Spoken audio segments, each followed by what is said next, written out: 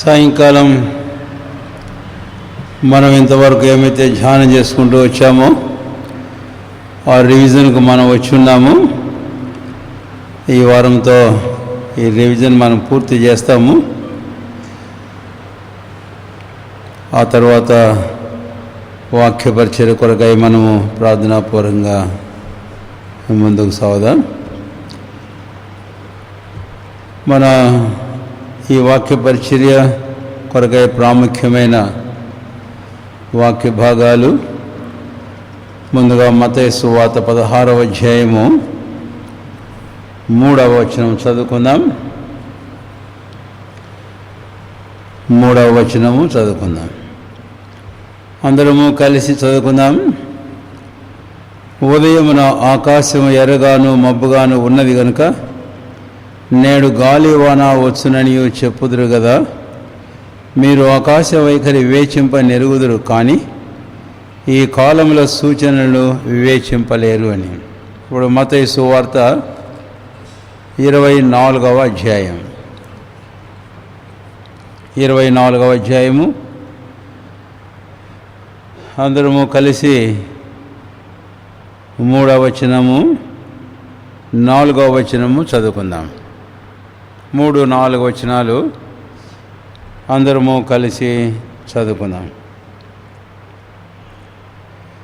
ఆయన ఒలివ కొండ మీద కూర్చుండి ఉన్నప్పుడు శిష్యులు ఆయన యొద్దకు ఏకాంతముగా వచ్చి, ఇవి ఎప్పుడు జరుగును?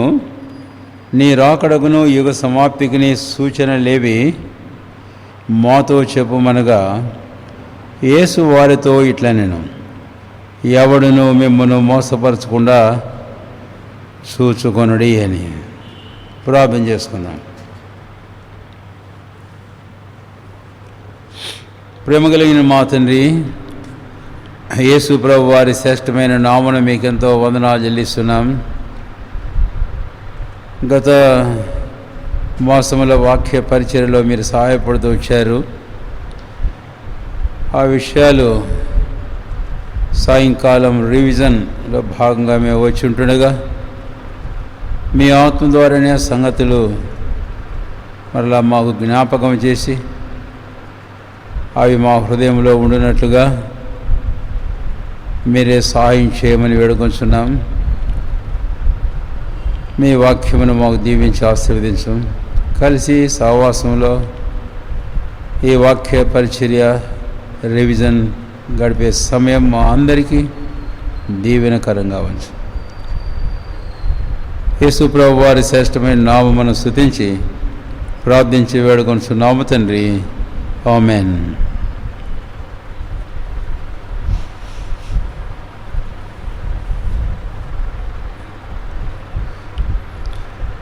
చదివిన ఈ 2 వాక్య భాగములు మత్తయి సువార్త 16వ అధ్యాయము 3వ వచనం. ప్రభువైన యేసుక్రీస్తు వారు తన్ను ప్రశ్నించిన వారితో మాట్లాడుతూ, కాలముల సూచనలను మీరు వివేచింపలేరు అని అన్నాడు. మత్తయి సువార్త 24వ అధ్యాయానికి వస్తే ఏ కాలాలు ఆ కాలాలు 3వ వచనం చివరి భాగంలో, నీ రాకడగును యుగ సమాప్తికి సూచనలేవి అని. కాబట్టి ఆ కాలం ఏంటి అని అంటే ప్రభువైన యేసుక్రీస్తు వారి రాకడ, the time of his coming, the second coming of our Lord Jesus Christ. రెండవది యుగ సమాప్తికి, the end of the age, యుగ సమాప్తి. కాబట్టి కాలముల అని యేసుప్రభు వారు వాడిన మాట, ఆ కాలాలు ఏంటి? శిష్యుల మాటల్లో మనకు అర్థమవుతుంది. యేసుప్రభు యొక్క రెండవ రాకడ యుగం యొక్క సమాప్తి కాలంలోని. సరే, ఆ కాలములకు సూచనల గురించి ప్రభు మాట్లాడుతూ అన్నాడు, కాలముల సూచనలు అని. కాబట్టి the signs of the second coming and the end of the age. యేసు ప్రభుని రెండవ రాకడకు యుగ సమాప్తికి సూచనలు అనేది ప్రభువారితో అన్నారు, తర్వాత శిష్యులు ప్రభుని అడిగారు. మత్తయి సువార్త 24వ అధ్యాయంలో అనేకమైన సూచనలు మనం చూడగలం బైబిల్లో. గత వారాలన్నింటిలో కూడా కొన్ని మనం తలస్తూ వచ్చాం. సరే, ఇప్పుడు మూడవదిగా ఈ 24వ అధ్యాయము 4వ వచనానికి మనం వస్తే, శిష్యులు అడిగిన ప్రశ్నకు ప్రభు యొక్క స్పందన, అంటే ప్రభు ఇచ్చిన జవాబు అనేది మనం చూస్తాం. అందుకే ఏమంటాడు, యేసు వారితో ఇట్లా నేను అని. కనుక మత్తయి 16వ అధ్యాయం 3వ వచనం ప్రకారము చూస్తే, 24వ అధ్యాయం 3వ వచనం ప్రకారము మనం చూస్తే, శిష్యులు ప్రశ్న అడిగారు. తర్వాత ప్రభు ప్రజలను అడిగాడు, ఈ కాలంలో సూచనలు మీరు ఏ చెంపలేరా అని. శిష్యులకు ఆ దురుగుచ్చిన గ్రహింపు ఉన్నట్లు లేదు, వారికి కూడా వివేచన లేదు. అయితే ప్రశ్నించగానే ప్రభు స్పందించి చక్కని జవాబిచ్చాడు. యేసు వారితో ఇట్లను అని అనడంలో ప్రభు ఆ సూచనలను తెలియపరిచాడు. కాబట్టి కాలములో సూచనలను ప్రభు వారికి తెలియపరిచాడు అని. ఈ సందర్భం మనం ఇంతకుముందు జ్ఞాపకం చేసుకున్నప్పుడు, ధ్యానం చేసినప్పుడు 3 ప్రాముఖ్యమైన సంగతులు మనము తలంచాం. ఏంటి ఆ 3 ప్రాముఖ్యమైన సంగతులు? ప్రభు ఇచ్చిన జవాబులో ఆ 3 ప్రాముఖ్యమైన సంగతులు ఏంటి అని అంటే, ఆయన ఇచ్చిన జవాబు అనేది వారి కుతూహలాన్ని తృప్తిపరచడానికి మాత్రమే కాదు. It is not just to satisfy their curiosity అనేది ఒకటి. రెండవది, ప్రభు రాకడకు, యుగ సమాప్తికి వారిని జరగబో సంగతులకు వచ్చిన వార్నింగ్స్, హెచ్చరికలు ప్రభు ఇస్తున్నాడు. కాబట్టి ఇది రెండవది, ప్రభు వారికి ఇచ్చిన జవాబు ద్వారా వారిని హెచ్చరిస్తూ ఉన్నాడు. రాబోనటువంటి విపత్తులు, ప్రమాదములను, ప్రభు రాకడకు, యుగ సమాప్తికి సంభవించబోనటువంటి సంగతులను గురించినటువంటి హెచ్చరికలు ప్రభు ఇచ్చాడు. అది ది వార్నింగ్స్. అయితే మూడవది, ఎందుకని ఆ హెచ్చరికలు జారీ చేశాడు అని అంటే, వారిని సిద్ధపరిచేందుకు, తన రాకడకు, యుగ సమాప్తికి వారిని సిద్ధపరిచేందుకు. It is to prepare them for the second coming and for the end of the age. కాబట్టి 3 సంగతులు మనం మర్చిపోకూడదు. కాబట్టి మనం అడిగిన ప్రశ్నలకు ప్రభు జవాబిస్తాడు, ఇక్కడ ఇచ్చాడు. రెండవ, దేనికి?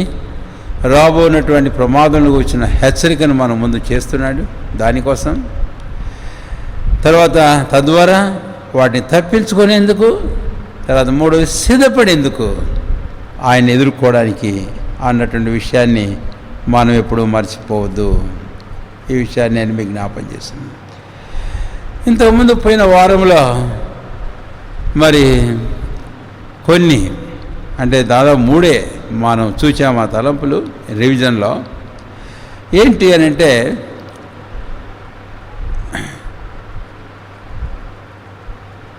ప్రభువైన యేసుక్రీస్తు వారి యొక్క రాకడకును, యుగ సమాప్తికిని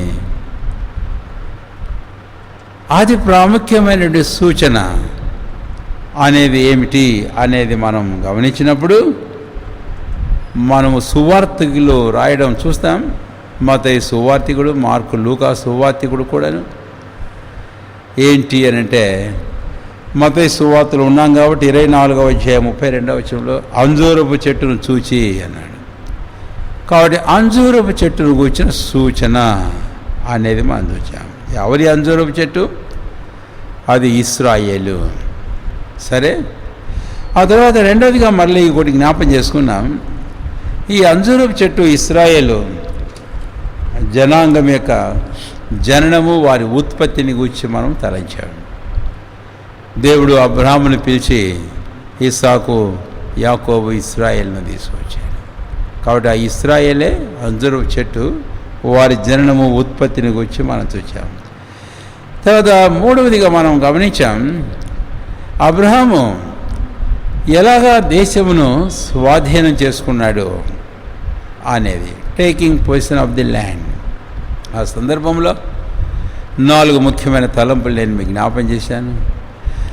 అది అబ్రహాము బలిపీఠంలో కట్టడం ద్వారా, 12వ అధ్యాయానికి వస్తే షెకెంలో ఒక బలిపీఠం కట్టాడు. 13వ అధ్యాయానికి వస్తే హెబ్రోన్లో ఒక బలిపీఠం కట్టాడు. క్షమించండి, అదే 12వ అధ్యాయంలో బేతెల్లో ఒక బలిపీఠం కట్టాడు. 13వ అధ్యాయంలో హెబ్రోన్లో ఒక బలిపీఠం కట్టాడు. 4వది 22వ అధ్యాయంలో యెరూషలేములో ఒక బలిపీఠం కట్టాడు. ఈ 4 బలిపీఠాలు కట్టిన స్థలాలు ఎక్కడున్నాయి అనంటే యూదయ సమరయ పర్వతాలలో ఉన్నాయి. On the mountains of Judea and Samaria. అది ఇప్పుడు మరి వెస్ట్ బ్యాంక్ అని ప్రస్తుతమున్న ఇశ్రాయేల్ దేశంలో పిలువబడుతుంది అని. ఆ 4 బలిపీఠంలో విశేషాన్ని గురించి మనం ధ్యానం చేశాం. అంతేకాదు రివిజన్లో కూడా మళ్ళీ మనం విషయాన్ని గురించి మనం తలంచాం, మీరు ఎరుగుదురు.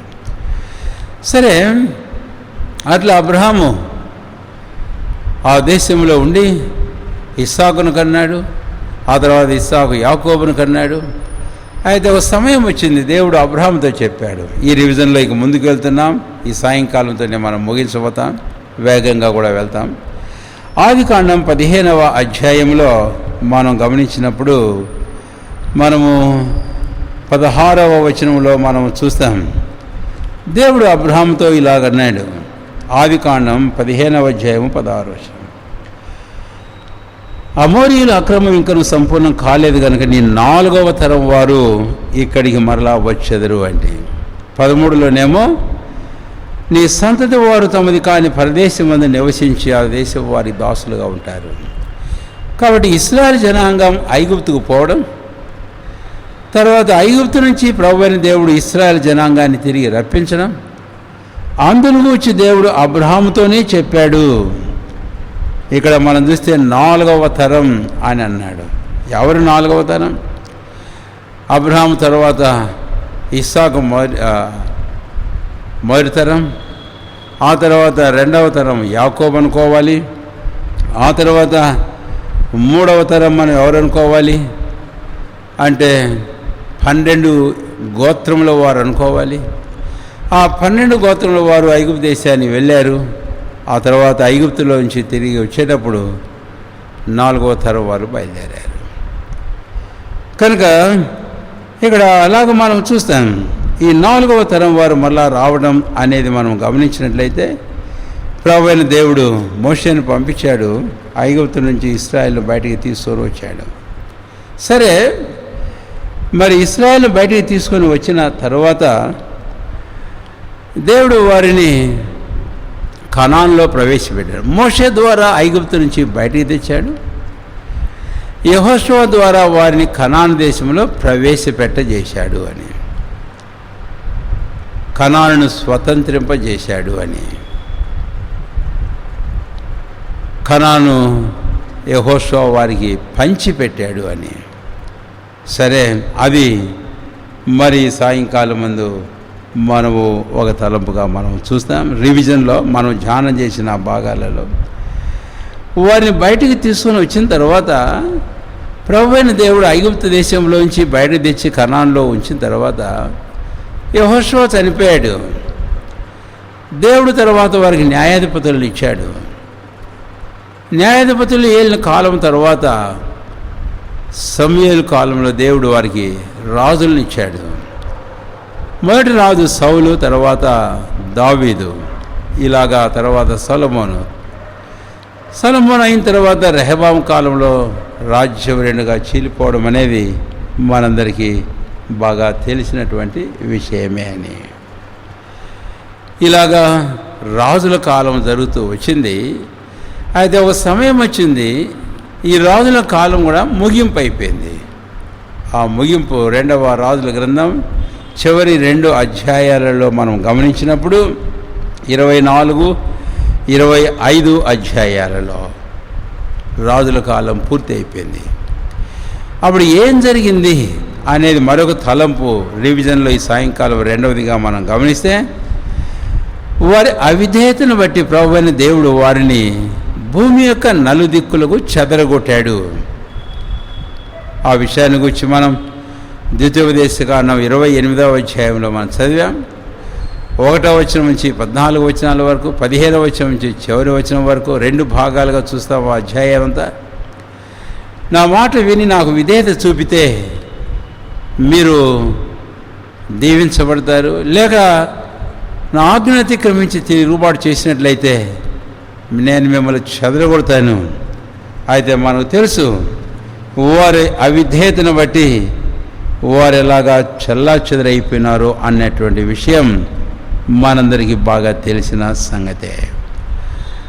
ఒకవేళ దాన్ని గురించి మనం గమనించినప్పుడు, ఆ రోజు కనాన్ దేశంలో నుంచి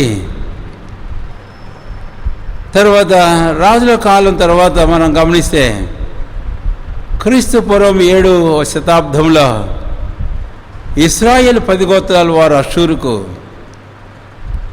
ఆ తర్వాత క్రీస్తు పూర్వం 6వ శతాబ్దంలో యూదా గోత్రపు వారు యెరూషలేము నుంచి కల్దీల దేశానికి వారు చెరగా పంపబడ్డారు.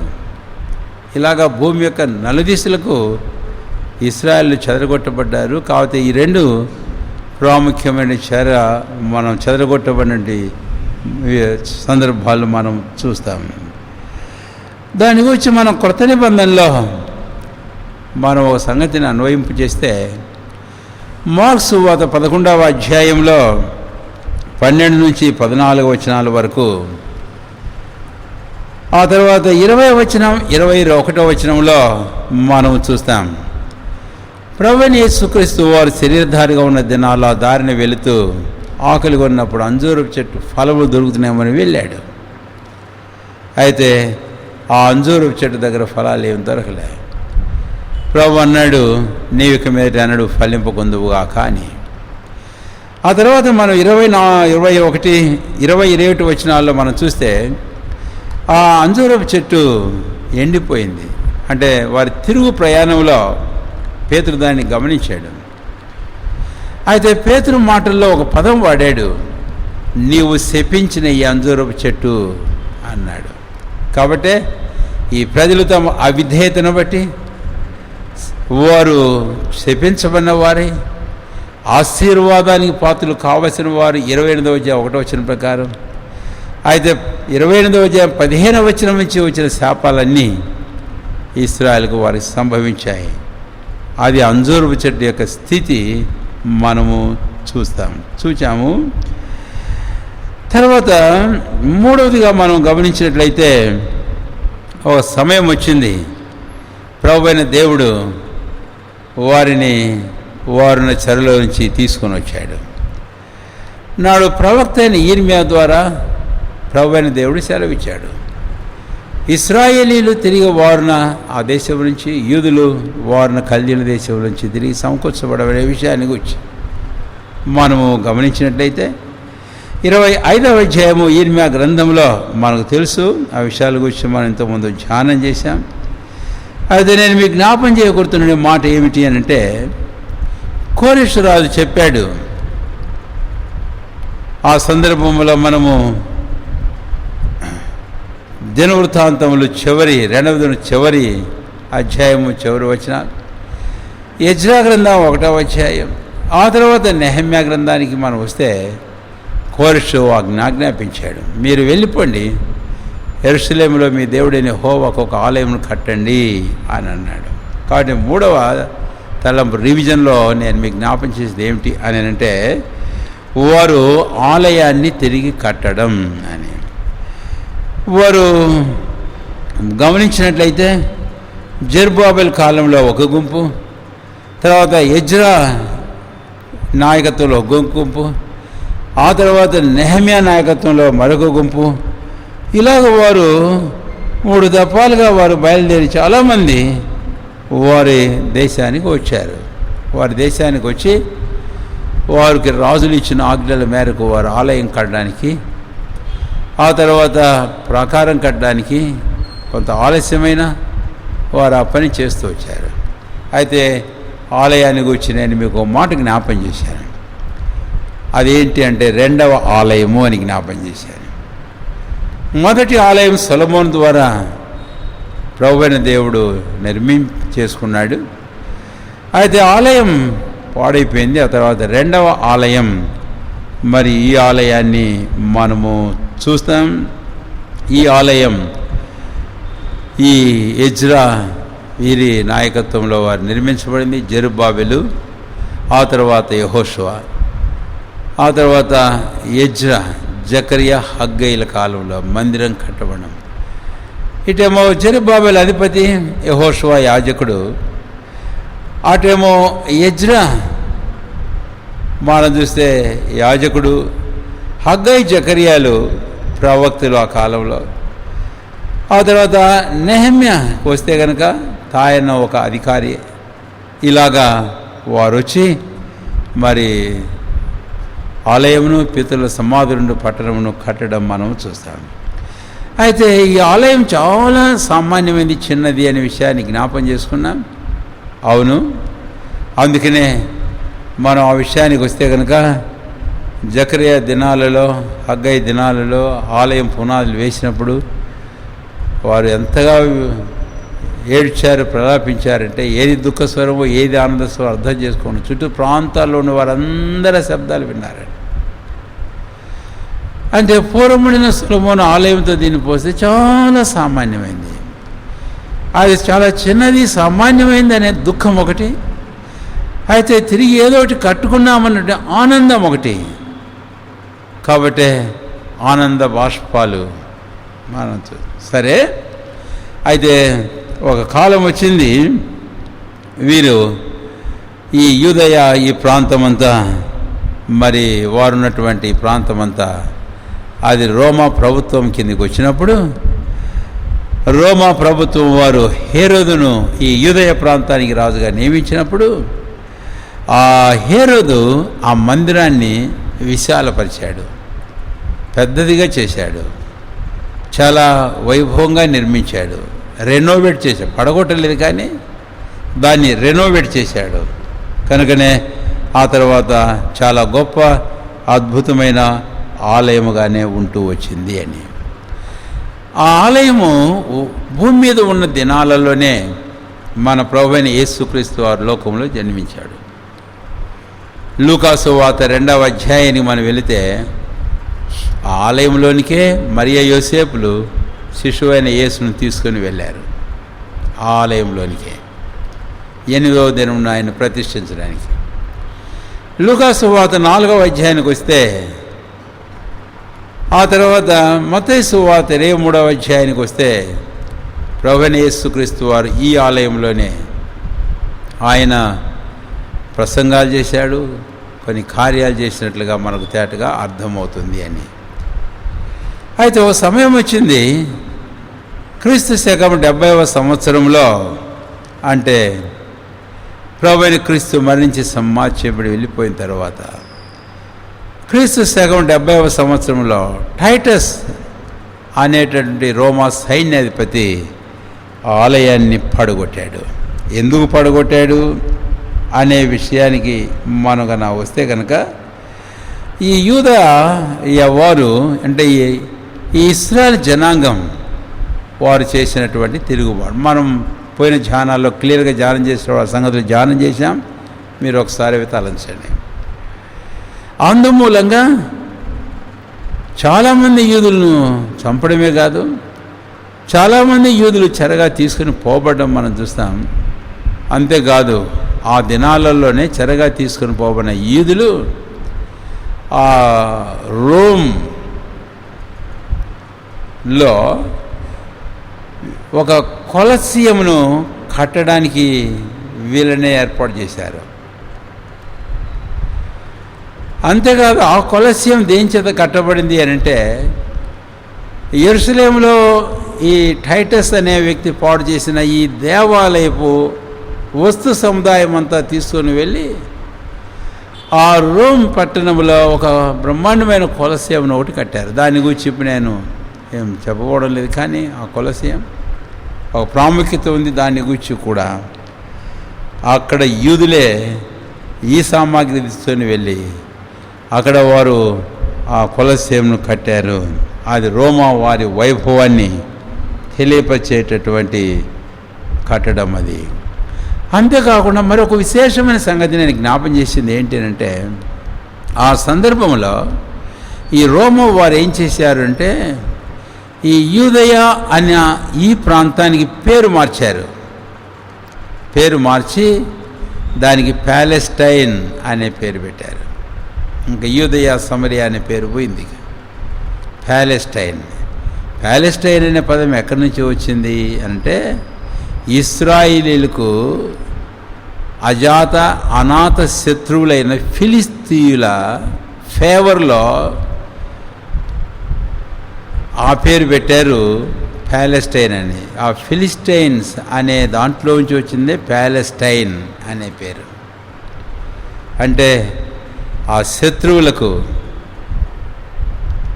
ఘనతను ఆరోపిస్తూ ఈ యూదులను కించపరిచే రీతిలో యూదయ అనే పేరు మార్చేసి ప్యాలెస్టైన్ అనే పేరు పెట్టారు.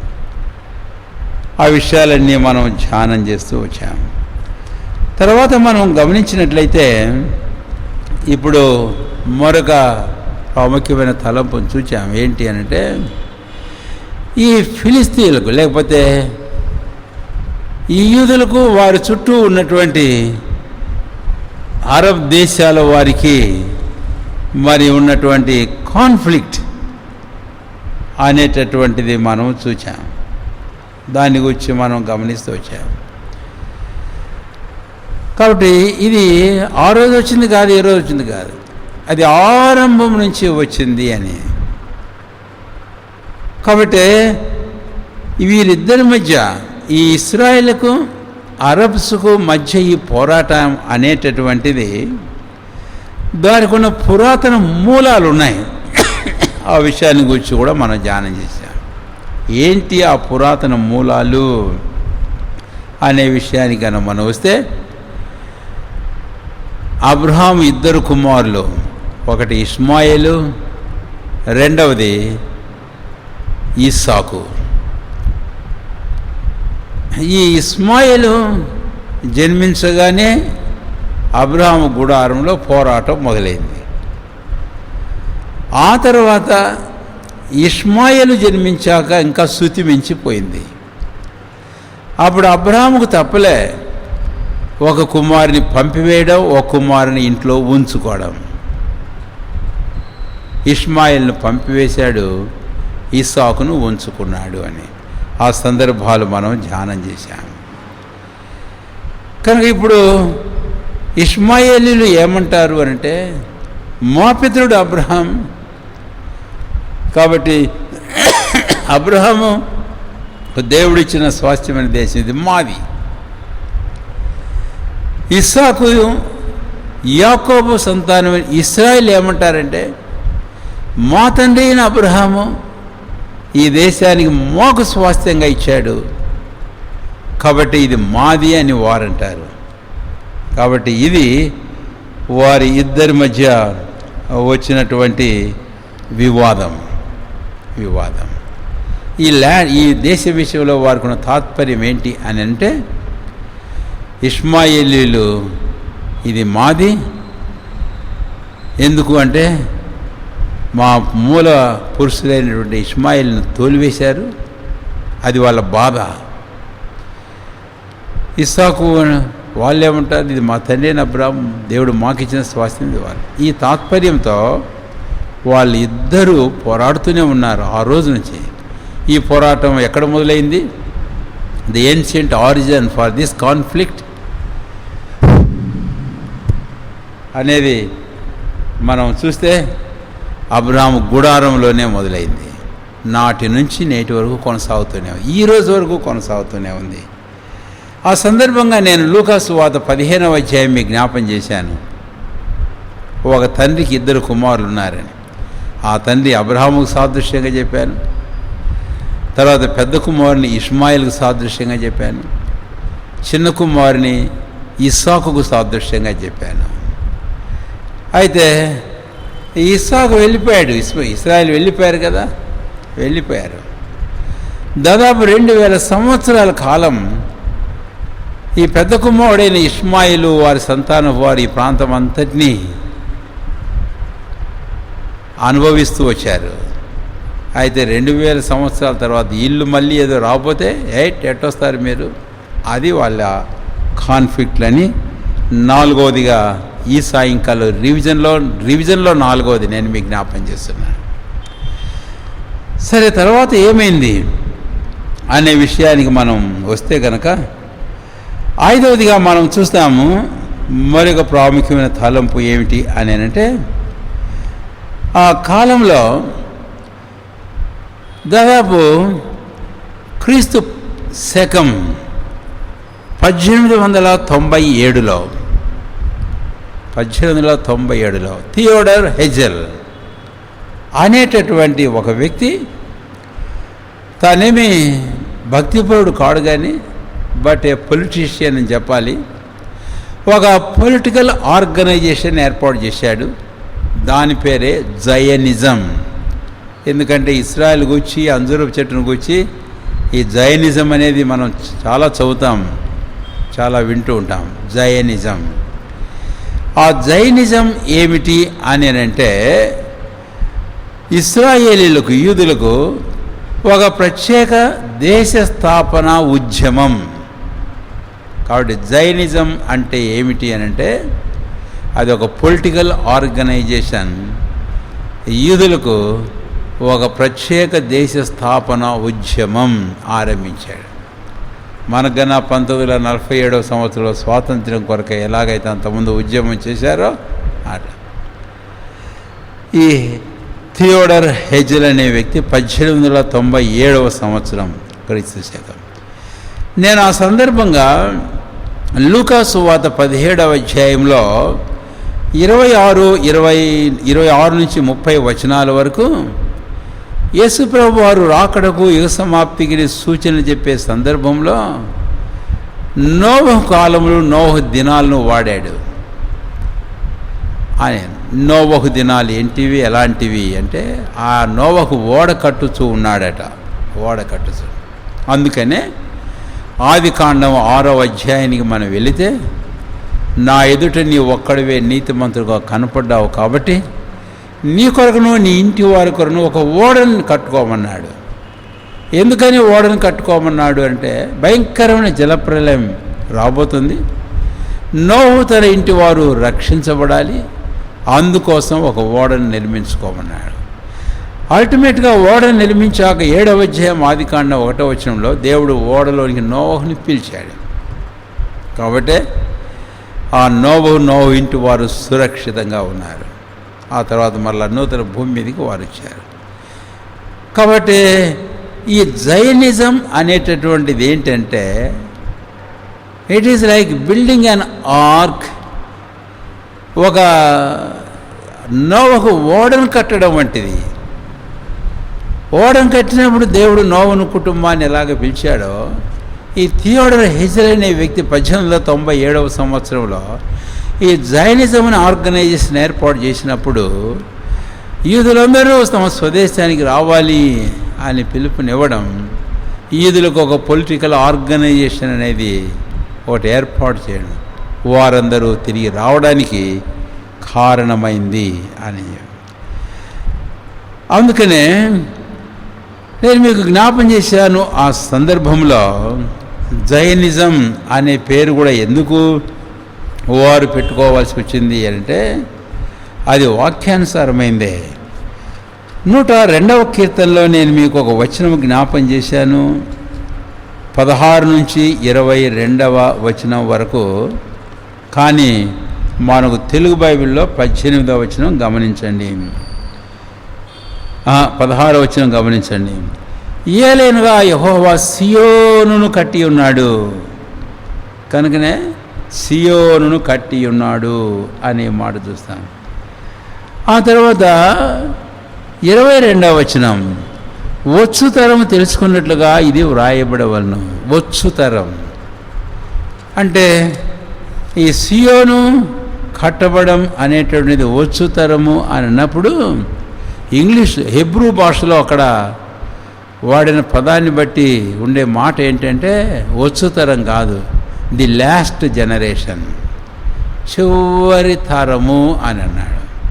అందుకనే ఈ నోవహు ఓడ, అలాగా థియోడర్ హెజెల్ ఏర్పాటు చేసిన ఆ పొలిటికల్ ఆర్గనైజేషన్ జైనిజం, అది ఒక ఇస్రాయేల్ యూదులకు ఒక ఆర్క్ వంటిది, నోవహు నిర్మించిన ఒక ఓడ వంటిది. కాబట్టి అది ఆరంభమైంది.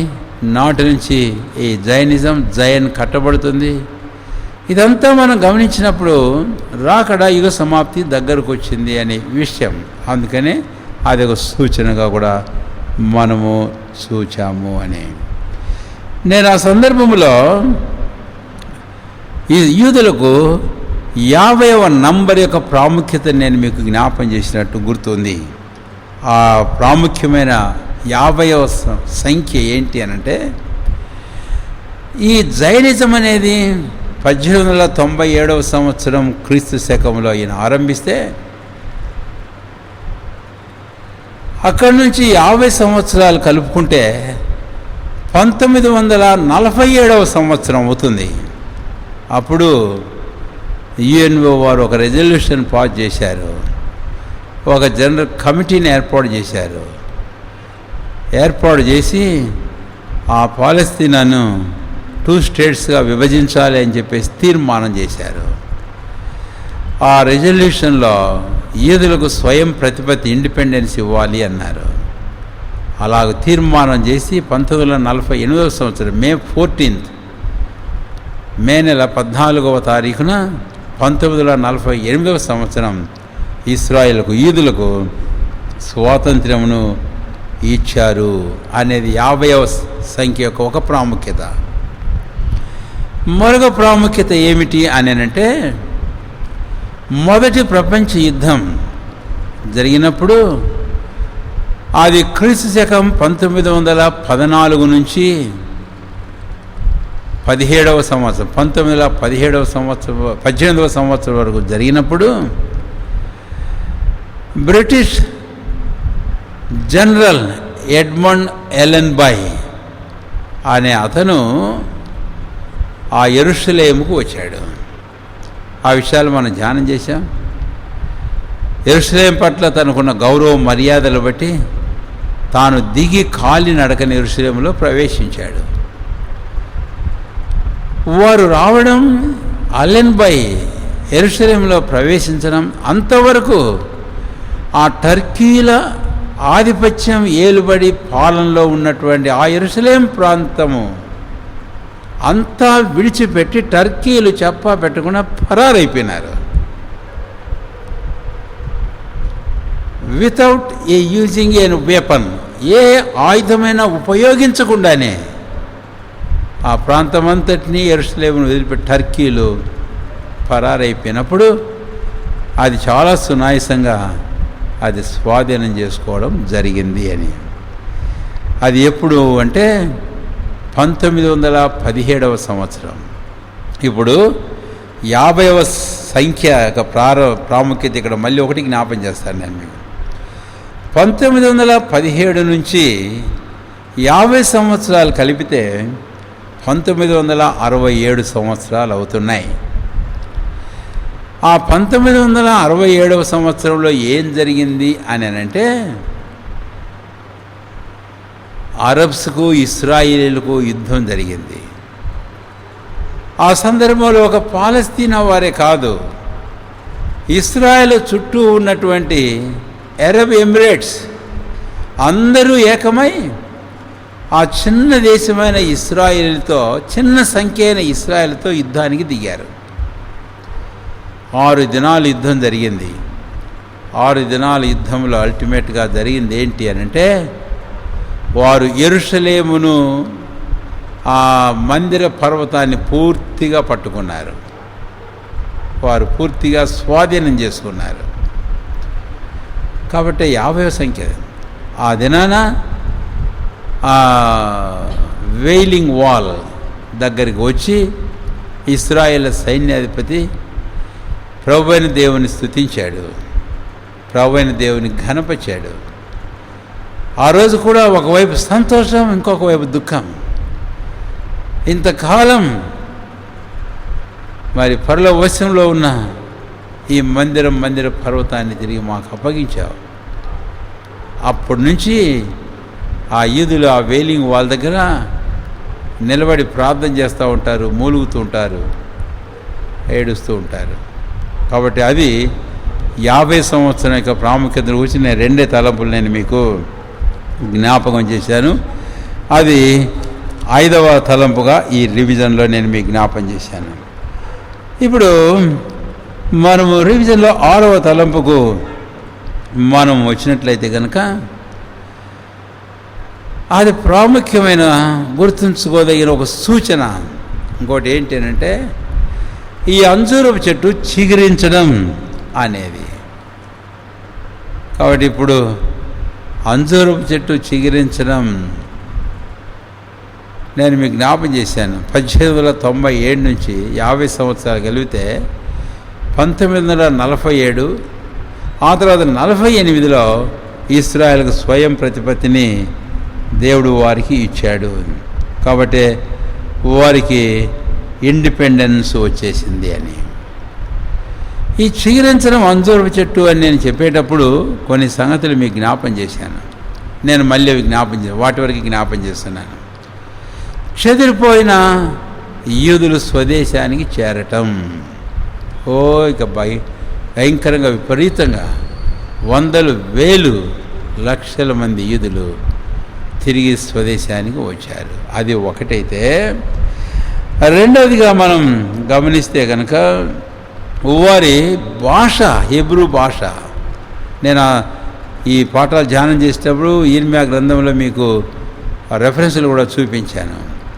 కాబట్టి restoration of the people juice to their own land. Secondly the restoration of the Hebrew language. మనకు తెలుసు యూదులు చెల్లాచెదిరి అయిపోయినప్పుడు వారు వెళ్ళిన ఆ దేశాల భాష వారికి తెలుసు. వారు స్వదేశానికి వచ్చిన తర్వాత ఆ భాష మాట్లాడుతూ ఉన్నారు. మనకు తెలుసు అపొస్తలుల కార్యంలో 6వ అధ్యాయంలో కూడా. అయితే హెబ్రూ భాష ఎక్కడో పోయింది. అయితే వారు వచ్చిన తర్వాత ప్రత్యేకమైన స్కూల్స్ ఏర్పాటు చేసి వాక్యంలో ప్రవక్త ఇర్మియా ద్వారా దేవుడు సెలవిచ్చినట్టు రెస్టోరేషన్ ఆఫ్ ది లాంగ్వేజ్ అనేది జరిగింది అని. అంతేకాదు restoration of the land for dwelling. అంటే వారి భూభాగం అంతా ఆక్రమించుకున్నారు కదా. ఆక్రమణకు గురైనటువంటి ఆ భూభాగాన్ని తిరిగి మళ్ళీ కాస్త వారు మరి ఆక్రమించుకోవడం వారి నివాస స్థలాల కోసం. యెషయా గ్రంథం 54వ అధ్యాయంలో మనం చూస్తాం కొన్ని రెఫరెన్స్లు. ఆ తర్వాత ఇర్మియా గ్రంథంలో కూడా మనం చూస్తాం. అంతేకాకుండా మరొక మాట జరిగింది. ఏంటి అని అంటే రెస్టోరేషన్ ఆఫ్ ది సిటీస్. ఇర్మియా 31వ అధ్యాయంలో 4వ వచనంలో మనం చూస్తాం. నీవు కట్టబడినట్లు నేను మరలా నిన్ను కట్టుదును అన్నాడు ప్రభువైన దేవుడు.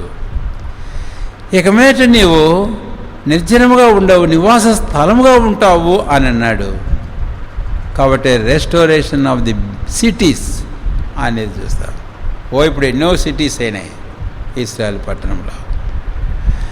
ఆ తర్వాత రెస్టోరేషన్ ఆఫ్ ది ల్యాండ్. ఆ ల్యాండ్ అని అన్నప్పుడు నేను ఇక్కడ బ్యారన్ ల్యాండ్. యెషయా 35వ అధ్యాయం 1వ వచనంలో అరణ్యం, ఎడారి పూత పూసిందట.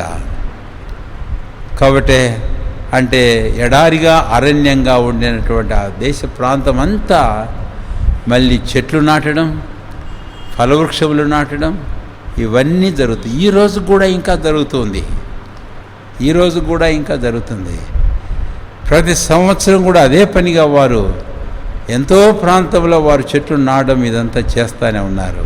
కాబట్టి అది మనం చూస్తాం. కాబట్టి ఇలాగా ప్రభువైన దేవుని యొక్క రాజ్యం చిగురించడం అనేది మనము చూస్తాం. అందుకనే నేను 6వ తలంపు ఏమని జ్ఞాపం చేశాను అనంటే, the rebirth of the nation, అంటే ఇశ్రాయేలీలు పునర్జన్మ. వాళ్ళు జన్మించారు అబ్రహాం నుంచి, అది చెప్పాను. ది బర్త్ అని చెప్పాను, అయితే ఇది రీబర్త్ అని చెప్పాను. ఆ సందర్భంగా కొన్ని పాఠాలు మనం చూసాం, మీరు ధ్యానం చేయాలని మీకు మనం చేస్తున్నాం. ఆ తర్వాత మనం ఇక ఈ రివిజన్లో 7వ తలంపుకు మనం వస్తే కనుక, ఈ సంఘాన్ని మనం చూస్తున్నాం కదా. ఇప్పుడు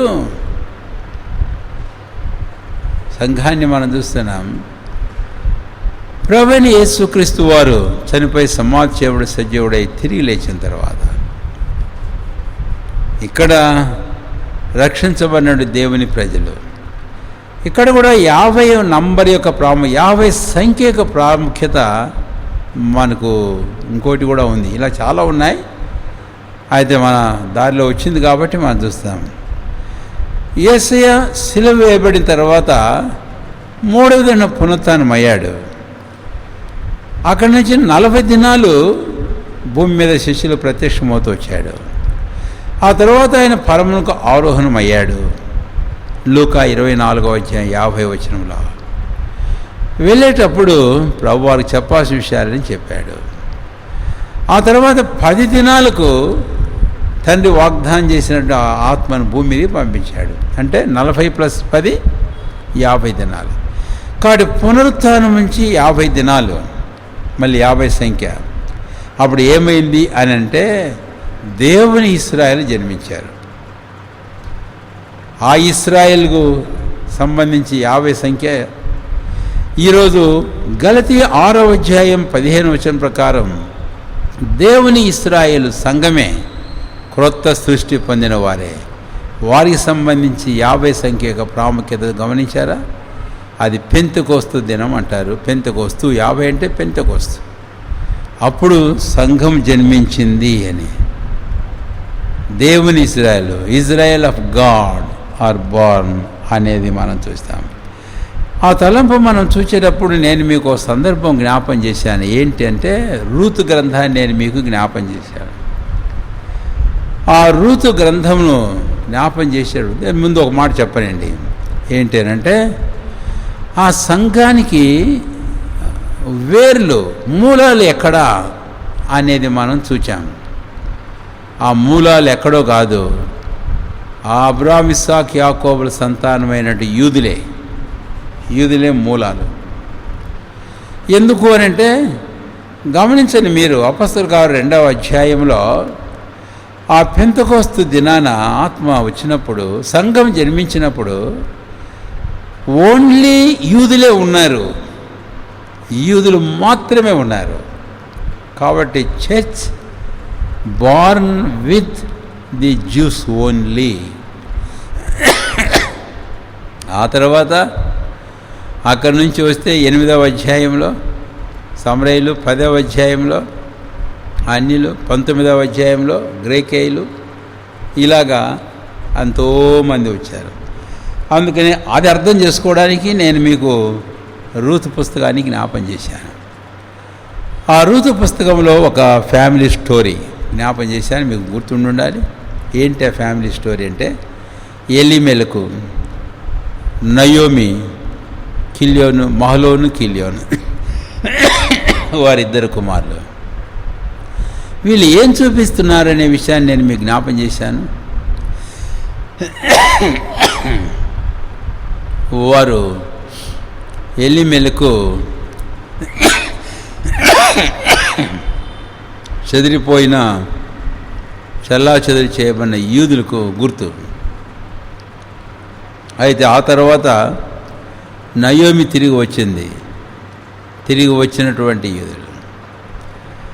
అయితే నయోమి ఒక్కటే రాలే, నయోమితో పాటు రూత్ వచ్చింది. అదే అయితే ఎలీమెలకు వెళ్ళిపోయాడు. కానీ నేను ఇంకోటి చెప్పాలి అక్కడ వెంటనే, బోయజ్ అక్కడే ఉన్నాడు. కాడు చెదిరిపోయిన యూదులకు ఎలీమెలకు సాదృశ్యమైతే, అక్కడ బేత్లెహేములో ఉన్న బోయజు రెమనెంట్కు సూచన. ఆ దేశంలో నిల్చున్న యూదులకు సూచన. ఆ తర్వాత నయోమితో రూత్ వచ్చింది. రూత్ వచ్చిన తర్వాత, రూత్ ఎవరు అంటే మోయాబీరాలు, అన్యురాలు. అయితే బోయజుని పెళ్లి చేసుకోవడం ద్వారా యేసుప్రభు వంశావళిలోనికి, యేసుప్రభు వంశంలోనికి వచ్చింది. ఎవరు? రూతు. అయితే ఈ అన్యులకు వేరెక్కడ, రూతుకు వేరేంటి అంటే యూదులే, బోయస్. ఆ రూతు ఎవరు అని అంటే ఈరోజు అన్ని జనాంగాల్లో నుంచి రక్షించబడిన దేవుని ప్రజలు. కాబట్టే ప్రియులారా, ఈరోజు భూమి మీద ఉన్న ఈ సంఘం, దీనికి మూలాలు పునాదులు ఎక్కడో లేదు, యూదుల్లోనే ఉంది అనే విషయాన్ని నేను మీకు జ్ఞాపం చేశాను. అందుకే ఆ సందర్భంలో చాలా రెఫరెన్స్ని మీకు జ్ఞాపం చేశాను. మీ పాఠం చూడండి. అది ఒక్కటి జ్ఞాపం చేస్తున్నాను. రోమాపత్రిక 1వ అధ్యాయం 16, 17 వచనాల్లో మొదట యూదునికి, ఆ తర్వాత గ్రీసు దేశస్థుడు లేక అన్యునికి అనే మాట. మొదట యూదులు. కాబట్టి యూదులు మొదట. అందుకనే what kind of respect we ought to have towards this juice even at present day. ఈ ప్రస్తుత దినాలలో కూడా ఈ అబ్రహాము, ఇస్సాకు, యాకోబు సంతానమైన యూదా జనాంగం పట్ల దేవుని ఇశ్రాయేలు యూదులమైన మనం ఎలాంటి వైఖరిని మనము కలిగి ఉండాలి అనే విషయాన్ని నేను మీకు జ్ఞాపకము చేశాను అని. ఎందుకంటే ఆ విషయంలో చాలామంది పొరపడ్డారు. అందుకు మార్టిన్ లూథర్ గారిని కూడా నేను మీకు జ్ఞాపకం చేశాను. ఆ సందర్భంలో మార్టిన్ లూథర్ గారిని కూడా, ఆయన రాసిన ఒక పత్రిక, ఆయన వైఖరి వారి పట్ల, మరి అలాంటి వారు సహా ఎందుకు అలాగా కనపరిచారో మనకు అర్థం కాని పరిస్థితి చాలాసార్లు. కాబట్టి మనం అర్థం చేసుకోవాలి, అది రోమాపత్రిక ఒకటే కాదు, ఒక రూతు పుస్తకమే కాదు. రోమాపత్రికలో 11వ అధ్యాయానికి కన్నా మనం వస్తే కనుక స్వాభావికమైన ఒలివ చెట్టును చూస్తాం. ఆ స్వాభావికమైన ఒలివ చెట్టు కొమ్మలను మనం చూస్తాం. ఆ తర్వాత అడవి ఒలివ కొమ్మలను చూస్తాం. ఏంటండి అది? ఆ స్వాభావికమైన ఒలివ చెట్టు మన ప్రభువైన క్రీస్తే. ఆ ఒలివ స్వాభావికమైన ఒలివ కొమ్మలు ఏంటో కాదు, అది యూదులు. ఎందుకంటే 9వ అధ్యాయం రోమాపత్రికలో 3:4లో పితరులు ఇశ్రాయేల్ అని క్రీస్తు వీరిలో పుట్టెను అన్నాడు. ఆ తర్వాత అడవి ఒలివ కొమ్మలు ఎవరు అంటే మనం, సంఘం. కాబట్టే క్రీస్తు, ఆ తర్వాత యూదులు, ఆ తర్వాతనే అన్యులు, సంఘం అనేది మనం జ్ఞాపకం ఉంచుకోవాలి. అలాగైతే వారి పట్ల మనం ఎట్టి గౌరవం కలిగి ఉండాలనో అనే విషయాన్ని మనం గుర్తుంచుకుందాం గాక. అందుకనే యెరూషలేము క్షేమం కొరకు ప్రార్థన చేయాలి, ఇశ్రాయేలు రక్షణ కోసం ప్రార్థన చేయాలి. వాక్యం చెబుతుంది వారందరూ రక్షించబడతారని. కాబట్టి మన ధర్మం, మన కర్తవ్యం, మన బాధ్యత, వారి పట్ల మన సమర్పణ కూడా అవసరమే. ఎన్నో విషయాల్లో, ప్రార్థనే కాదు, ఇతర విషయాల్లో కూడా మన ప్రోత్సాహం వారికి ఇవ్వడం అనేది చాలా అవసరమే. అది ఎందుకంటే మొత్తం 25వ అధ్యాయంలో మనం చూస్తాం, ఈ నా సహోదరులో ఒకని మీరు చేశారన్నారు. ఎవరండి యేసయ్య సహోదరులు? యూదులే. కాబట్టి మనం చేస్తే నిశ్చయంగా మనం ఎంతో ఆశీర్వాదం పొందుతాం.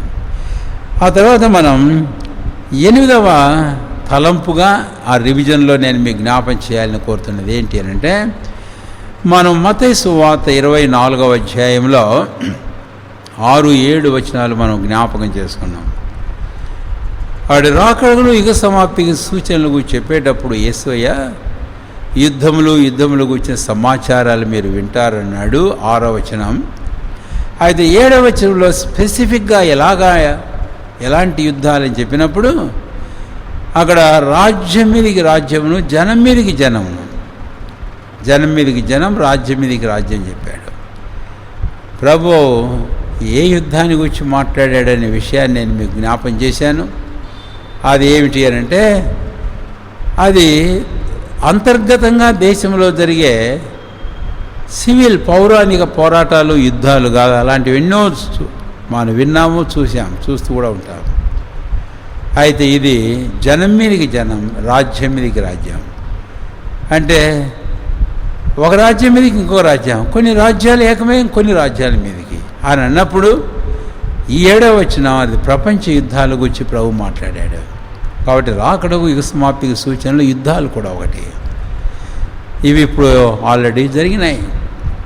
మనం ఇందాక జ్ఞాపం చేసుకున్నాం. మరి ప్రపంచ యుద్ధం 1914 నుంచి 18 వరకు, రెండవ ప్రపంచ యుద్ధం 1939 నుంచి 45వ సంవత్సరం వరకు 2 ప్రపంచ యుద్ధాలు జరిగినట్లుగా మనకు తెలుసు అని. అయితే అంత మాత్రమే కాదు, ఇంకొక ప్రపంచ యుద్ధం ఒకటి ఉంది.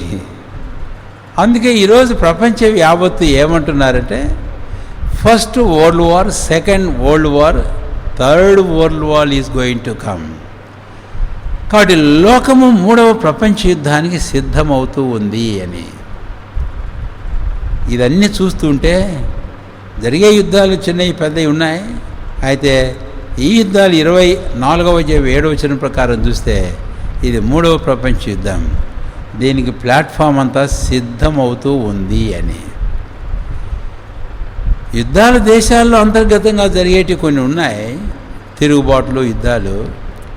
ఏదైనా ఒక దేశం ఇంకో దేశానికి విరోధంగా. అయితే ఇది రాజ్యం మీదకి రాజ్యాలు, జనం మీదకి జనం కాదు. ఇది మరొక ప్రపంచ యుద్ధాన్ని గురించి మాట్లాడుతుంది. అయితే ఇప్పుడు ప్రపంచంలో ఉండేటి దేశాలన్నీ కూడా, అందులో పెద్ద ప్రాముఖ్యమైన దేశాలు ఏం చేస్తున్నారంటే, they are preparing for the third world war, 3వ ప్రపంచ యుద్ధానికి సిద్ధం అవుతున్నాయి. ఈ యుద్ధం ఎలాగ ఉండబోతుంది అని అంటే, జరిగిన యుద్ధాలకు, జరుగుతున్న యుద్ధాలకు, ఇంకా జరగబో యుద్ధాలకు చూస్తే చాలా భయంకరంగా ఉండబోతుంది.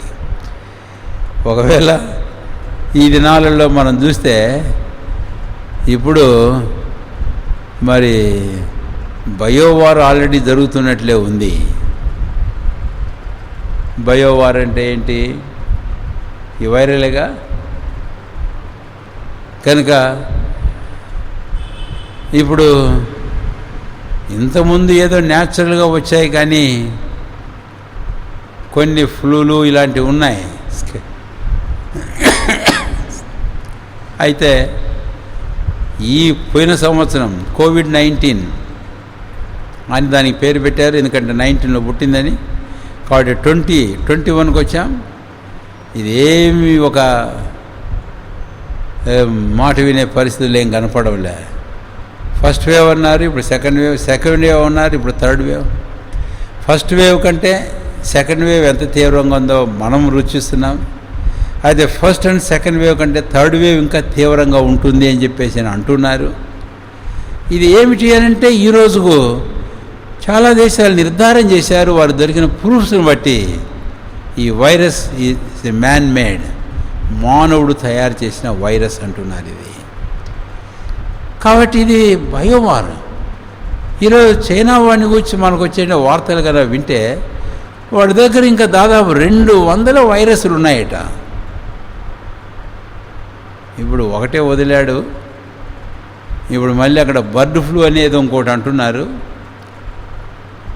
అది మామూలుగా మనుషులకు రాదు, పక్షులకే అని అన్నారు. అయితే ఇప్పుడు మనుషులు కూడా వచ్చింది అంటున్నారు. వాళ్ళే వదిలేసి ఉంటాడు. ఇట్లా ఎన్ని వదులుతారో ఇలాంటి బయోవార్.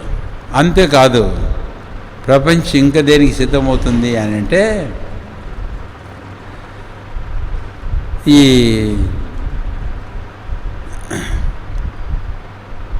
ఒక విధమైనటువంటి రేస్, అవే బాంబ్స్ అన్నమాట. అది పంపిస్తారు వాళ్ళు. ఇది పంపిస్తే ఇదేమి పెద్దగా రాడార్స్గా వాటికి వీటికి అందే పరిస్థితులు కూడా కాదు. ఇది ఏం చేస్తుంది అని అంటే, ఇది ఆకాశంలో అన్ని దేశాలు, చాలా దేశాలకు వాళ్ళకు శాటిలైట్స్ ఉన్నాయి. ఆ శాటిలైట్స్ మనకు ఇండియా వాళ్ళకు కూడా కొన్ని శాటిలైట్స్ ఉన్నాయి. ఉండడం ద్వారానే మన మొబైల్స్ పనిచేస్తున్నాయి, కంప్యూటర్లు పనిచేస్తున్నాయి. అది ప్రాముఖ్యమైన పరిపాలనా రీతిగా ఈ దినాల్లో చూస్తే అంతా వాటి మీద ఆధారపడి ఉంది. ఇంతకుముందు ఎంత కష్టమయ్యేదో మనీ ఆర్డర్ పంపాలంటే, లేదా డబ్బులు పంపాలంటే, డబ్బులు కట్టాలన్నా తెచ్చుకోవాలన్నా, డబ్బులు ఎవరికైనా పంపాలన్నా, ఇప్పుడు చేతిలో ఫోన్లోంచి అట్ట కొడితే పాయే. అయితే ఇప్పుడు వీరు చేస్తున్న వెపన్స్ అవి ఎలాంటివి అంటే, ఇవి కనుక వదిలితే పోయి ఆ శాటిలైట్స్ని పాడు చేస్తాయి. శాటిలైట్స్ని కొట్టేశారనుకో, మొబైల్స్ పనిచేయవు, కంప్యూటర్లు పనిచేయవు, కథం. ప్రభుత్వం కుప్పగూలిపోయే పరిస్థితి, వ్యాపారాలు, ఆర్థిక లావాదేవీలు కుప్పగూలిపోయే పరిస్థితి. ఇలాంటి యుద్ధాలకు ఆయుధాలన్నీ రెడీ అయిపోయినాయి కనుక ఇలాంటి వెపన్స్ వారు తయారు చేసుకుంటున్నారు. కనుకనే యేసయ్య చెప్పాడు మత్తయి సువార్త 24వ అధ్యాయం, ఆ రోజు బాంబు అంటేనే ఏదో భయపడిపోయినారు. అయితే దానికంటే ఎంతో శక్తివంతమైన ఆయుధాలు ఆల్రెడీ వాడారు, ఇంకా రెడీ చేసి పెట్టుకుంటున్నారు విపరీతంగా. ఈ దినాల్లో ఏ దేశం చూసినా కూడా దాని మీద ఎక్కువ వ్యయ ప్రయాసాలు అనేవి చూస్తున్నాం. రకరకాలైన వెపన్స్ అనేవి సిద్ధం చేసుకుంటూ ఉంటే ఇదంతా ప్రభువైన యేసుక్రీస్తు వారికి రాకడకు గుర్తు అని జ్ఞాపకం చేస్తున్నాను. నేను ఈ 8వ తలంపు యొక్క ముగింపులో ఆ మొదటి ప్రపంచ యుద్ధం, 2వ ప్రపంచ యుద్ధం తర్వాత ఇప్పుడు జరిగే యుద్ధానికి సిద్ధపడుతున్నారని చెప్పానే. అది మనం ప్రకటన గ్రంథం 16వ అధ్యాయము 15వ వచనంలో 16వ వచనంలో హార్మెగెద్దోన్ యుద్ధం అనే విషయాన్ని నేను మీకు జ్ఞాపం చేశాను. దానికి అక్కడ ఒక పేరు హార్మెగెద్దోన్ అనే ఒక స్థలానికి వారిని పోగు చేశారట. చెప్పుకున్నాం కదా, మీకు గుర్తుండాలి. గడసర్పం నోట, క్రూరము నోట, అబద్ధ ప్రవక్త నోట 3 కప్పలు వంటివి రావడం, 3 దైవల ఆత్మలు. తర్వాత 19వ అధ్యాయం ప్రకటన గ్రంథంలో దాని నెరవేర్పును గురించి నేను మీకు జ్ఞాపం చేశాను.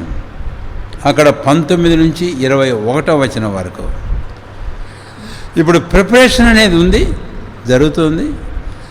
ఈ 3వ ప్రపంచ యుద్ధం అది హార్మెగెద్దోన్ యుద్ధమే కావచ్చు. ఇంకా ఆ హార్మెగెద్దోన్ యుద్ధం ప్రకటన గ్రంథం 16వ అధ్యాయంలో మనం చూస్తాం. ఆ తర్వాత దాని ఫలితం ప్రకటన గ్రంథం 19వ అధ్యాయంలో మనం చూస్తాం. దాని ఫలితంగా క్రీస్తు విరోధి అబద్ధ ప్రవక్త పట్టబడి అగ్ని గంధకంతో మన గుండంలో పడవేయబడుతున్నారు అనేది ఆ భాగంలో, ఆ యుద్ధం యొక్క ముగింపులో చూస్తాం. అయితే యుద్ధాన్ని గురించి నేను మాట్లాడేటప్పుడు దానియేలు గ్రంథాన్ని గురించి నేను మీకు జ్ఞాపం చేశాను. అక్కడ 9వ అధ్యాయంలో మరి ఆ సందర్భం నేను మీకు జ్ఞాపం చేసినప్పుడు 7 సంవత్సరాలు 70వ వారాన్ని గురించి నేను మీతో మాట్లాడాను. మీరు అది గుర్తు చేసుకోవాలని మీకు మనవి చేస్తుంటున్నాను. ఆ తర్వాత మరొక పాయింట్ 9వదిగా ఈ రివిజన్లో మనం చూస్తే మత్తయి సువార్త 24వ అధ్యాయంలో 14వ వచనంలో ప్రభువైన యేసుక్రీస్తు వారు రాకడగును యుగ సమాప్తిగిన సూచనలో ఆయన చెప్పింది ఇంకోటి ఏంటి అని అంటే 14వ వచనం, మరియు రాజ్య సువార్త సకల జన్మకు సాక్షాత్మై లోకమందంతటను ప్రకటింపబడును, అటు తర్వాత అంతం వచ్చును అని. రాజ్య సువార్త ప్రకటించబడాలి. ఆ సందర్భంలో నేను సువార్తల గురించి కొన్ని మాటలు నేను మీకు జ్ఞాపం చేశాను. రాజ్య సువార్త ఇంతకుముందు ఉండింది, అయితే ఇప్పుడు రాజ్య సువార్త కాదు, ఆ తర్వాత మళ్ళీ ఆ సువార్త ప్రకటించబడవలసి ఉంది అనే విషయాన్ని జ్ఞాపం చేశాను. ఇక్కడ కొంతమంది ప్రియులు సంఘం మరియు మోసపోయే పరిస్థితులు ఏంటి అంటే, సువార్త వినని వారు ఇంకెంతోమంది ఉన్నారులే, కాబట్టి వారందరికీ సువార్త పాటించబడితేనే కానీ రాకడ రాదు, యుగ సమాప్తి రాదు అని అశ్రద్ధగా ఉంటామేమో. జాగ్రత్త, అది కరెక్ట్ కాదు, నువ్వు పొరబడుతున్నావు, అది దురభిమానం. అందుకని ఆ రాజ్య సువార్తను గురించి నేను మీకు మొదటి సువార్తను కొన్ని వచనాలు జ్ఞాపకం చేస్తూ ఆ పేర్లను కూడా నేను మీకు జ్ఞాపకం చేశాను అని. కాబట్టి తర్వాత మీరు ఆ విషయాన్ని చూడండి. అయితే ఈ సందర్భంలో ప్రభువైన యేసుక్రీస్తు వారికి రాకడను మనం త్వరితం చేయాలంటే, త్వరపెట్టాలి అంటే సంఘముగా మన బాధ్యతను గురించి నేను ఒక హెచ్చరిక చేశాను. మనమందరం కృపా సువార్తను ప్రకటించాలి. అంటే ఈ సంఘ కాలంలో రక్షణ పొందవలసిన వారు అపొస్తలుల కార్యంలో 13వ అధ్యాయం 46వ వచనం ప్రకారం నిత్య జీవం కొరకై నిర్ణయించబడిన వారు, అలాంటి వారందరూ రక్షణలోకి రావాలి. కాబట్టి మన బాధ్యత ఏంటో ఇక్కడ మనం జ్ఞాపం చేయబడుతున్నాం. సువార్తను ప్రకటించే విషయంలో ఏమాత్రం అశ్రద్ధ చేయొద్దు. వ్యక్తిగతంగా కానీ కుటుంబాలుగా కానీ వ్యక్తిగతంగా కలిసే పరిచయమైన వారికి ప్రభువుని గురించి మాట్లాడదాం, కుటుంబాలుగా ఇరుగు పొరుగు వారికి చెబుదాం ఏదో ఒక రీతిగా. ఆ తర్వాత స్థానిక సంఘాలుగా ఈ సువార్త ప్రకటించే విషయంలో అన్ని విధాల ఈ దినాల్లో బహిరంగంగా బయటకు పోయి సువార్త ప్రకటించే పరిస్థితులు కనపడంలే. But at the same time we need to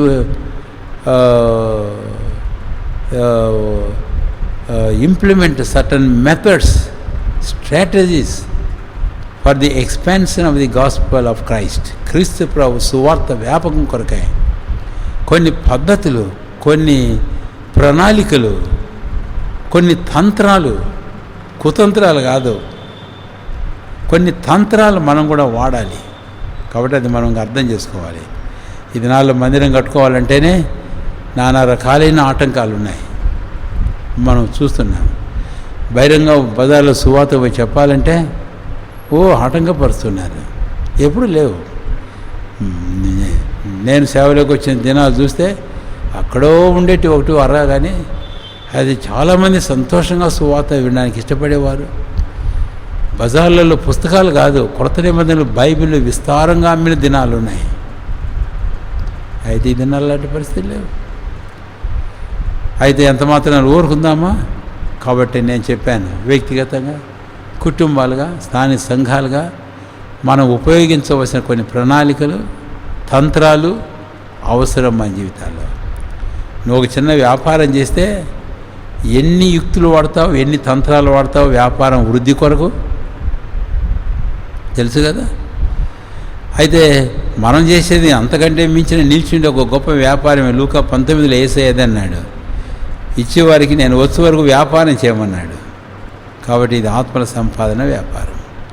దానికి మనం ఎన్నో ప్రణాళికలు, ఎన్నో తంత్రాలు, ఎన్నో శక్తులు, యుక్తులు ఉపయోగించాలి.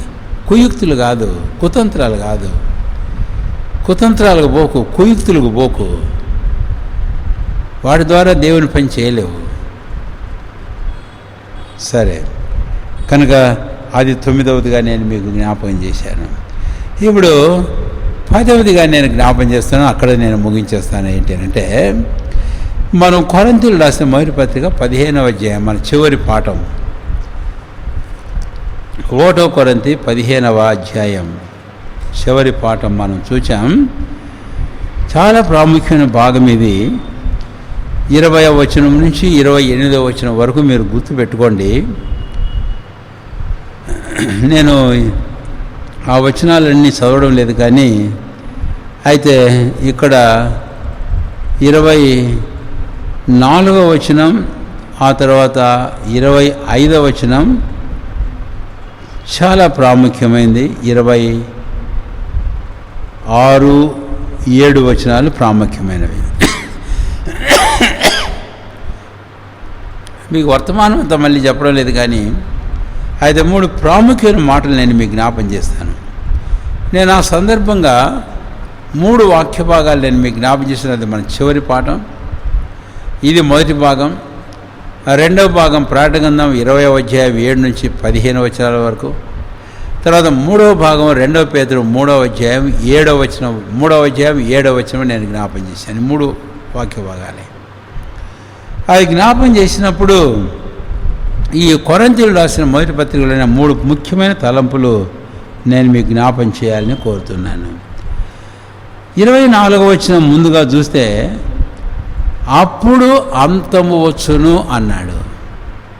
అప్పుడు అంతము వచ్చును అన్నాడు. కాబట్టి ఇది ది లాస్ట్ ఎండ్, చివరి అంతం. ఇది అంతే. ఈ అంతం తర్వాత ఇంకేం లేదు, ఇంక ఇటర్నిటీ, నిత్యత్వము అనేది మనం చూసాం. అయితే అటు తర్వాత అంతం వచ్చినైతే ఎటు తర్వాత? అందుకనే 3 సంగతులు ఇప్పుడు జ్ఞాపం చేస్తున్నాను. మొదటిది ఏమిటి అని అంటే 25వ వచనంలో చూస్తాం ఆ మాట, 2వ పంక్తిలో. ఎందుకనగా తన శత్రువులందరినీ తన పాదముల కింద ఉంచు వరకు ఆయన రాజ్య పరిపాలన చేయుచుండవలెను. కాబట్టి ఆ చివరి అంతం రావాలి, నిత్యత్వం అనేది ఆరంభం కావాలి అని అంటే మొదటిది ఆయన రాజ్యపాలన చేయుచుండాలి. ఇది మన ప్రభువైన యేసుక్రీస్తు వారి యొక్క 1000 ఏండ్ల పరిపాలన చూపిస్తుంది. హార్మిగద్దోని యుద్ధంలో ఆయన శత్రువును నాశనం చేసిన తర్వాత అపవాదిని బంధించాక 1000 ఏండ్ల పరిపాలన ప్రారంభించాడు. అది ఈ మాట మనం చూస్తాం. తర్వాత రెండవది ఏమిటి అని అంటే 24వ వచనం. అక్కడ మనం చూస్తాం, ఆయన సమస్తమైన ఆధిపత్యమును, సమస్తమైన అధికారమును, బలమును కొట్టివేస్తాడు. దానికి మనం క్రిందకు వస్తే 26వ వచనంలో కడపట నశింపజేయబడు శత్రువు మరణం అన్నాడు. ఏంటి ఆ బలం, అధికారం, ఆ సమస్తమైన ఆధిపత్యం, సమస్తమైన అధికారం, సమస్తమైన బలము ఏంటి అంటే కడపట నశింపజేయబడు శత్రువు వాడే. వాడెవడో కాదు, మరణ బలము కలిగినటువంటి అపవాది. హెబ్రీ పత్రిక 2వ అధ్యాయంలో 14వ వచనంలో మనం చూస్తాం. 12వ అధ్యాయం ప్రకటన గ్రంథం 9వ వచనంలో వాడు అపవాదనియు ఆది సర్పమనియు పేరు కలిగిన సాతాను, వాడే ఆ ప్రధాన దూత అయిన లూసిఫరు. అదే పడద్రోయబడిన వాడై ఆది కాండంలో ఆదాము హవ్వలను మోసపరిచినటువంటి వాడు. ప్రభు 15వ వచనం ఆది కాండం 3వ అధ్యాయంలో ఆ సర్పంతో మాట్లాడినప్పుడు నీకును స్త్రీకిని, నీ సంతానము స్త్రీ సంతానం వైరము కలగజేసిందని అన్నాడు. ఆ వైరము జరుగుతుంది ఇప్పుడు. అయితే ఆ వైరం యొక్క ముగింపు అనేది ఎప్పుడు అని అంటే అది ఇప్పుడు పౌలు అంటాడు 15వ అధ్యాయంలో 24వ వచనంలో. దానికి ఏమన్నాడు? సమస్తమైన ఆధిపత్యం, సమస్తమైన అధికారం, సమస్తమైన బలం. తర్వాత 26వ వచనం దానికి ఏమన్నాడు అంటే కడపట నశింపజేయబడు శత్రువు. ఇప్పుడు వాడు ఏం కావాలి? వాడు నాశనం చేయబడాలి. ఎప్పుడు నాశనం చేయబడతాడండి వీడు అని అంటే 1000 ఏళ్ల పరిపాలన యేసయ్య చేసేటప్పుడు వాడు ఉన్నాడు ఇంకా. అయితే వాడు పాతాళంలో బంధించబడ్డాడు. అయితే 1000 ఏళ్ల పరిపాలన అయిపోగానే ప్రకటన గ్రంథంలో 20వ అధ్యాయము 7 నుంచి 15 వచనాల వరకు ఒక భాగం నేను మీకు చెప్పాను కదా. అప్పుడు అపవాది పాతాళం నుంచి విడిపించబడుతున్నాడు. వాడు మళ్ళీ ప్రపంచంలోని మానవాళి యావత్తును వాడు యుద్ధానికి పోగు చేస్తాడు. వాడు పరిశుద్ధుల శిబిరాన్ని, పట్టణాన్ని వాడు ముట్టడిస్తాడు. అప్పుడు చివరి యుద్ధం జరుగుతుంది. ఆ చివరి యుద్ధంలో అపవాది పట్టబడి అగ్ని గంధకములతో మండు గుండంలో పడవేయబడతాడు. అయిపోయింది వాని శక్తి. కడపడ నశింపజేయబడు శత్రువు. అంతేకాదు ఆ తర్వాత వారందరూ కూడా తీర్పు చేయబడిన వారి నరకంలో వేయబడతారు. అక్కడ 19వ అధ్యాయం ప్రకారం చూస్తే క్రీస్తు విరోధి అబద్ధ ప్రవక్త ఉన్నారు. 20వ అధ్యాయం ప్రకారం చూస్తే అపవాది అక్కడ పడవేయబడ్డాడు. ఆ తర్వాత ఎవరైతే అపవాది సంబంధులో మత్తయి సువార్త 5వ అధ్యాయం ప్రకారం అపవాదికిని వాని దూతలకు సిద్ధపరిచిన నిత్యాగ్నిలోనికి పోతున్నారు. 20వ అధ్యాయం 15వ వచనం ప్రకటన గ్రంథంలో మనం చూస్తాం. అంతటితో అయిపోయింది. ఇప్పుడు రెండైనాయి. ఒకటి, ఆయన ఏలుబడి చేయుచుండాలి 1000 సంవత్సరాలు. ఆ తర్వాత ఈ కడప నశింపజేయబడి శత్రువు నాశనం కావాలి. అది 20వ అధ్యాయంలో ప్రకటన గ్రంథం 7 నుంచి 15 వచనాల వరకు అవుతుంది.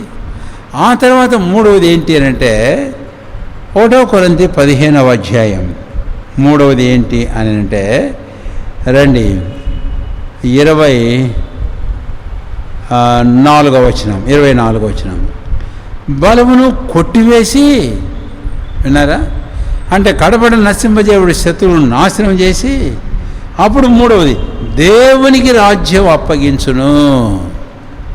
కుమారుడు యేసుక్రీస్తు ప్రభు ఆ 1000 రాజ్యం చేస్తున్న రాజులకు రాజు, ప్రభులకు ప్రభు రాజ్యాన్ని ఎవరికి అప్పగిస్తున్నాడంటండి?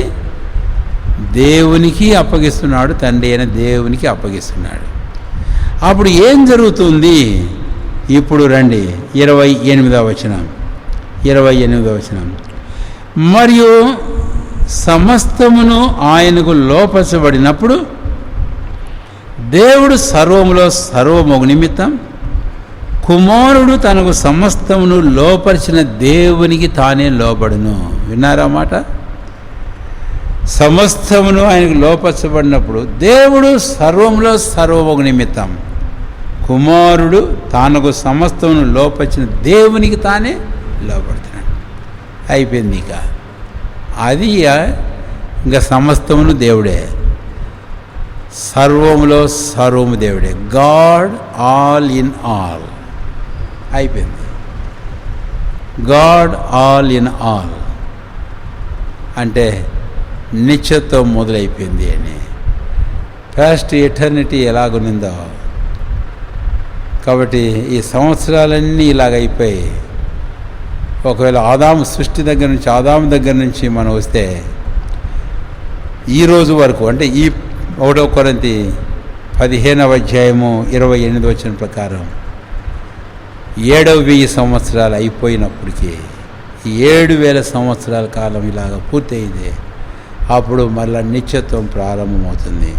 ఈటర్నిటీ బిగిన్స్.